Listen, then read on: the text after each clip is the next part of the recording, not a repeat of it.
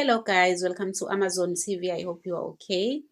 Firstly, I want to apologize to those who doesn't understand isiZulu because this video is in Zulu and there's another clip that will follow after this one. That one is in Xhosa, so I'll try here and there to make you understand what is being said here.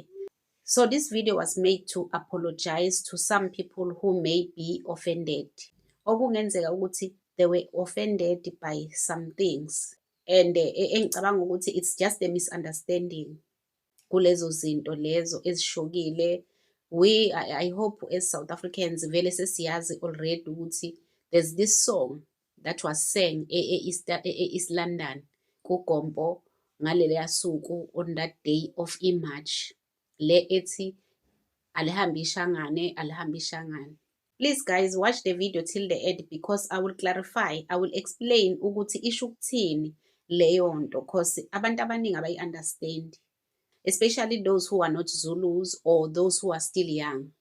Let's listen to Uphakela Umthakathi first, then I will try my best to make you understand the meaning of that song, even the meaning of the word or of that name itself. Ukuthi in Zulu kusho ukuthini and kwasuka kwaqala kuphi ukuthi kuze kube nokuthi umuntu wokufika or a foreigner ibizwe ngeshangane, whether it's a Nigerian, Zimbabwean.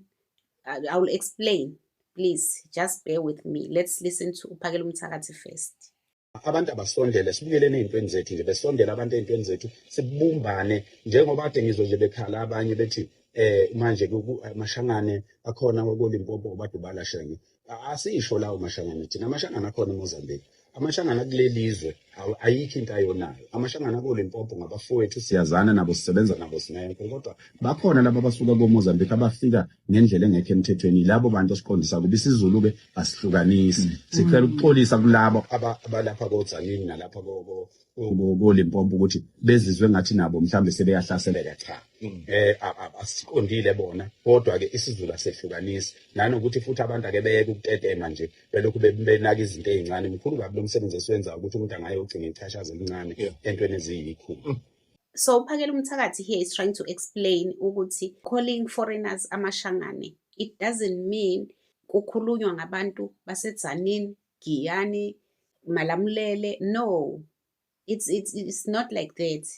KwaZulu, in isiZulu, that's how they used to say it even years back. During those days, abantu bangaphandle, foreigners from maybe Zimbabwe, Malawi, they used to come here. There was this thing yokuthi amaZulu will call all those people they don't understand their language, because remember Mozambicans were mostly, even now Mozambicans abantu okuyibona abagcwele kakhulu eKZN because we are closer to Mozambique. It's unlike Zimbabwe. Zimbabwe is closer to Limpopo. Tina, we are closer. Iyona, that's the only place abayithanda kakhulu amashangane from Mozambique. So lento yasuka lapho ukuthi amashangane noma ubani ofikayo eKZN, anyone who arrives in KZN engayena umZulu as a foreigner, whether Malawi, from Ghana, but ke ngalezo khathi vele there were no Ghanaians or Nigerians. It was just our neighboring countries, Mozambique especially. Ababefika eKZN bekhulume into enga-understandeki isishangane. And remember, Tina, as South Africans, we are not used to, like myself, I've never been in Cape Town. I don't know Cape Town. I've never been in Eastern Cape. So because of that, kuba nzima uku-understand, like abo Thohoyandou. I've never been at Thohoyandou, so understand isiVenda at all. So kwakunaleyo nto yokuthi asitraveli thina as South Africans. Siqale ukubonana manje ukuthi kunomuntu okhuluma isiTswana eSouth Africa, kunomuntu okhuluma iSepedi eSouth Africa. Besazi ukuthi they are there, but besihleli nje kwaZulu thina. Namapedi eyihlalele futhi eLimpopo, abaTswana beyihlalele eNorth West, uyabo zonke lezo zinto. Maybe ke during sekutradewa nakhona bekuwalkwa because there were no cars, bewalka. So izinto ey'njengalezo guys, we need to understand ukuthi akufanele ukuthi sivumele izinto ey'ncane ukuthi zigcine sezenza ukuthi manje sengathi silwa sodwa. At least seek for i-clarity kuloyo muntu oshilo ukuthi what do you mean uma ukhuluma kanje, especially njengathi amaZulu. We are known, angeke ngize ngikufihle lokho ukuthi we are known ukuthi thina amaZulu sinalento yokuthi abanye abantu angazi noma i-culture nje yethu from kwi-history ukuthi thina sazana thina kwaZulu. Sekumanje lapho othola ukuthi like myself ngiya-understand isiSuthu, ngiya-understand, but amaZulu analento yokuthi wona afuna ukukhuluma isiZulu. Ngisho umlungu ayefuna akhuluma isiZulu. I'm sure ukuthi niyayazi leyo nto. There was this i-language isifana kalo. Ngamuzwa nje umalema emislead abantu ethi sifana kalo saqala because they were foreigners from all over Africa, Malawi, no. Isifana kalo saqala cause amaZulu ayinga-understand English, ekhuluma isiZulu nabelungu.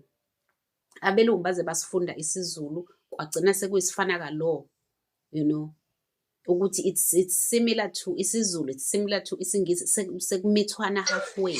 So akufuneki ukuthi sivumele lezo zinto lezo guys, especially-ke ngoba niyabona ukuthi ama-politicians are trying by all means ukuthi as-divide ukuze zonke izinto esi-try ukuzenza zingalungi.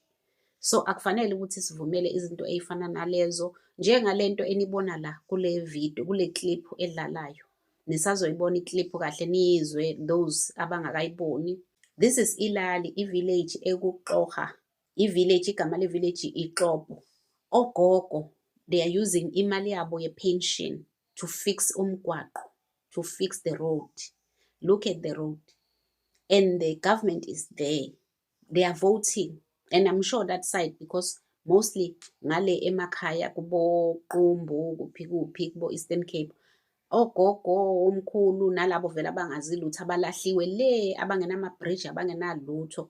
They are voting for the same ANC because bona babambelela ukuthi uMandela. That's what they know. So these other political parties, they don't know anything about them. The only thing they know is uMandela. So they are voting for the same ANC ebenza kanje. That is causing them to live like this.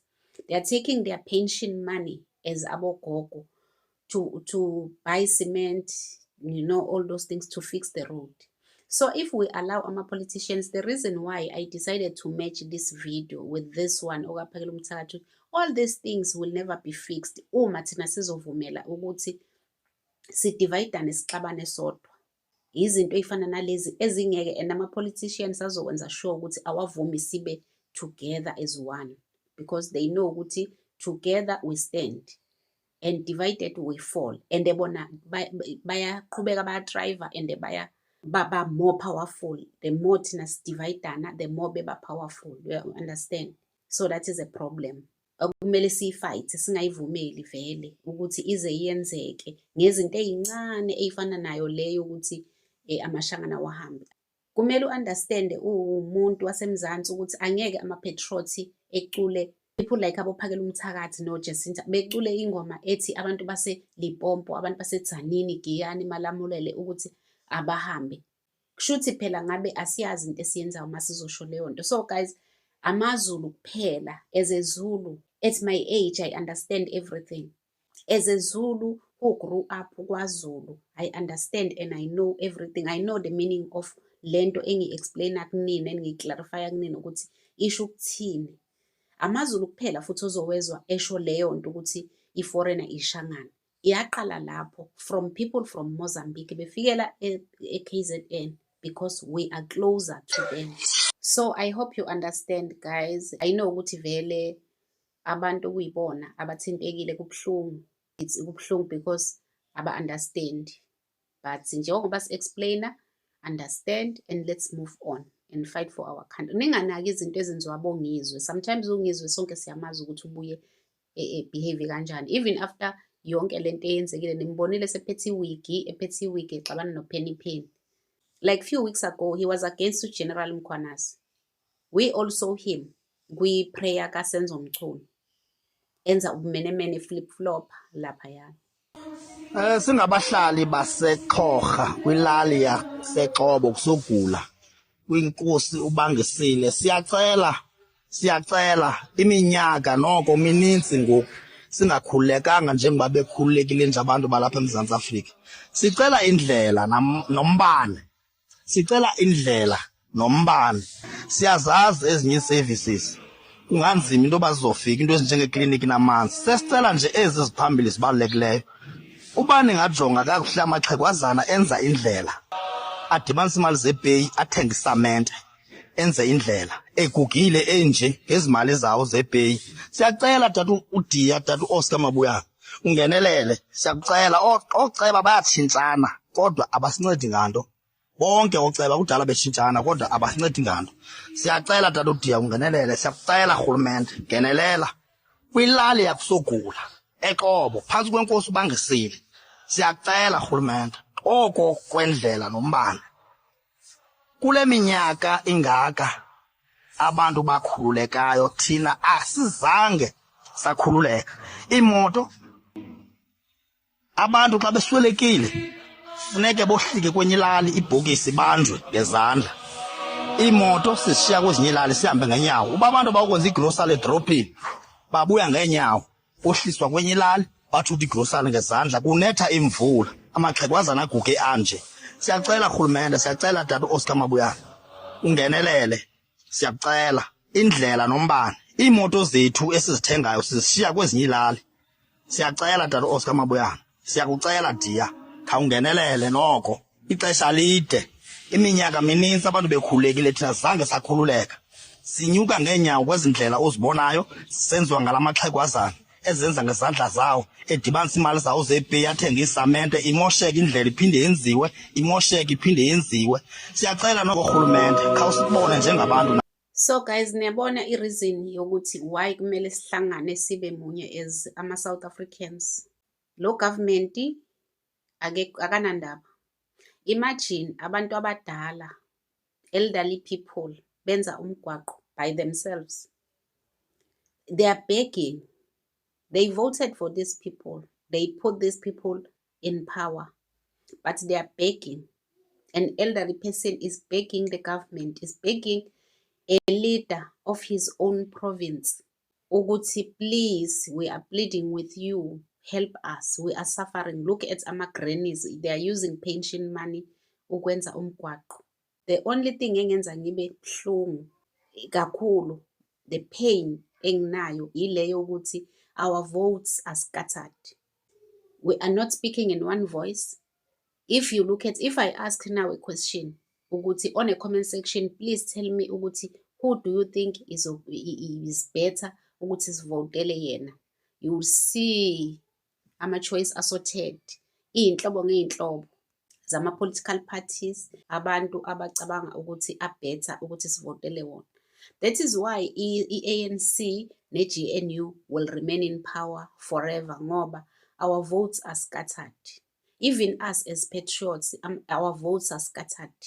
As we are not speaking in one voice, we are not trying our best ukuthi sibonisane ukuthi awubani kahle hle noma ubani esicabanga ukuthi angaba ngcono. Instead, if you suggest something, bavele belwe nawe. Hey, what do you mean? Mawusho kanje kanje. Okay, tell me ubani ongcono wena. Bavele beqhamuke ukuthola ukuthi abantu abawu5 bevele befike nama-political party awu5. Umuntu nomuntu vela neyakhe. Yabona ukuthi vele uRamaphosa is here forever. uRamaphosa is here to stay. Uma thina sisodwa singakwazi ukudecide ukuthi ubani ozofikisa le country. Okay, let's assume ukuthi uRamaphosa avele avuma ukuresign uyahamba. Ubani ozongena? Singacabanga indaba zosenza umculo noma shadile nanani because leyo nto leyo vele inonsense leyo. Asifuni nokuze sicabanga thina sisho wethu esifuna ukumfaka maskipi ANC sibhidliza iGNU. Sifaka umuntu okuyena ozo take care of this country. Ukuthi who is that person? That is the problem. Ukuthi our votes are scattered everywhere. But our goal iyodwa. We have one goal. Abanye, they are even suggesting ukuthi let's vote for uShivambu. I'm not blaming or maybe criticizing iparty kaShivambu, but ke mangibuza nje ukuthi ngempela if uvotela uShivambu uvotela ini. Uvotela ukuthi kubuye yini lo, kubuye uBushiri no-Omotosa, or if you vote for uMalema, uvotela ukuthi kuvulwa amabhoda kungene wonke umuntu, isikhalo siqhubeke futhi. Uvotela i-ANC is the same thing. Uvotela.